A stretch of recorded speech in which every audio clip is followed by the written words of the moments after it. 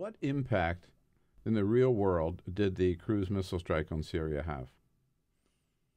Well, that's a fair question. Any?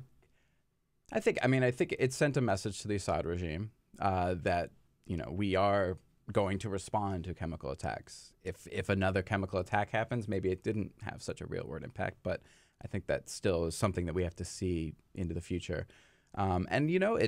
It certainly did send a message, I think, to the North Koreans, perhaps to the Iranians, that the president is willing to take this action. It's not just America first, as he had been saying in the campaign. Okay, but it proves we'll take this action if they use chemical weapons ever again. Meanwhile, there's a civil war that's gone on for 6 years. Over 400,000 civilians have been killed in Syria. 4 million have fled Syria.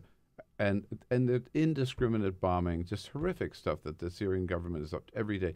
And we're doing nothing about that. That is a prickly problem that the strikes did not get any closer to solving. Assad is still in power. He's still, he's not threatened right now. We still have ISIS there. There's still a messy kind of three-way with other parties, civil war going on there, where there is no easy solution. Yeah. Is there any indication that the president has changed on his attitude towards Syrian refugees, given the fact that there's more? Right. Yeah. I agree with I agree with your instinct there, Bill. But I'm just wondering if the reporting tells. There haven't been any indications. Some Democrats after the strike said, "Well, yes, but what about your refugee policy? Excuse me."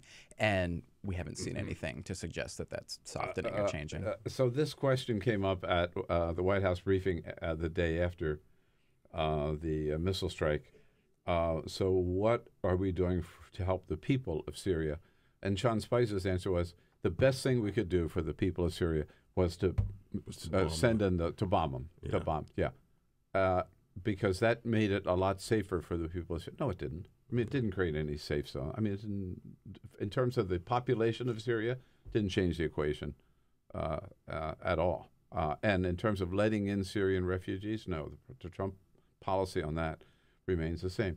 But I'll ask the same question then about the dropping of the mother of all bombs in Afghanistan, in that remote area. What was that all about, and what impact did that have in the real world?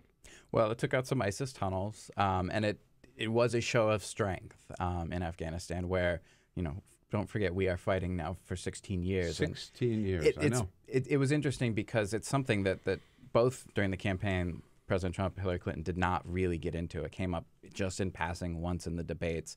And so far, the Trump administration hasn't said how it plans to shift or change, if at all, the policy there, where the President Obama left 8,400 troops when he left office. So perhaps it is a sign we are going to ramp up military operations, try and kind of drive the Taliban and ISIS out further. But it may have just been, a military opportunity. It's not clear yet that President Trump specifically authorized that bomb to be dropped. He delegated more authority for the military to authorize strikes, and so it's not completely clear who authorized it. But obviously, it sent a message. It's kind of the biggest news event in Afghanistan we've had for some months now.